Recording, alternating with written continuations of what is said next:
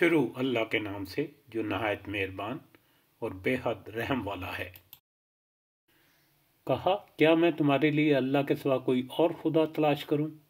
حالانکہ اس نے تمہیں تمام جہانوں کی قوموں پر فضیلت دی۔ اور یاد کرو وہ وقت جب ہم نے تمہیں فرعونیہ سے نجات عطا کی، جو تمہیں بدترین عذاب کا مزہ چکھاتے تھے، تمہارے لڑکوں کو قتل کرتے تھے اور تمہاری عورتوں کو زندہ چھوڑتے تھے، اور اس میں تمہارے پروردگار کی طرف سے بڑی آزمائش تھی۔ اور ہم نے موسیٰ سے تورات دینے کے لیے 30 راتوں کا وعدہ کیا تھا اور اسے مزید 10 راتوں سے مکمل کیا۔ اس طرح ان کے پروردگار کی مدت 40 راتوں میں پوری ہو گئی۔ اور جناب موسیٰ نے کوہ طور پر جاتے وقت اپنے بھائی ہارون سے کہا، تم میری قوم میں میرے جانشین بن کر رہو اور اصلاح کرتے رہو، اور خبردار مفسدین کے راستے پر نہ چلنا۔ اور جب جناب موسیٰ ہمارے مقرر کردہ وقت پر آ گئے اور ان کے پروردگار نے ان سے کلام کیا، تو انہوں نے کہا، پروردگار مجھے اپنا جلوہ دکھا تاکہ میں تیری طرف نگاہ کر سکوں۔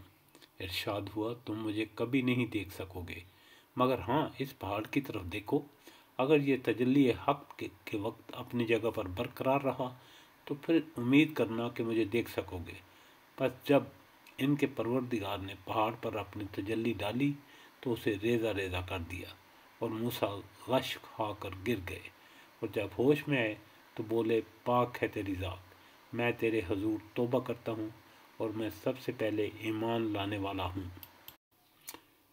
ارشاد ہوا کہ اے موسیٰ، میں نے پیغمبری اور اپنے ہم کلامی سے اور لوگوں پر تم کو امتیاز دیا ہے، تو جو کچھ تم کو میں نے عطا کیا ہے اس کو لو اور شکر کرو۔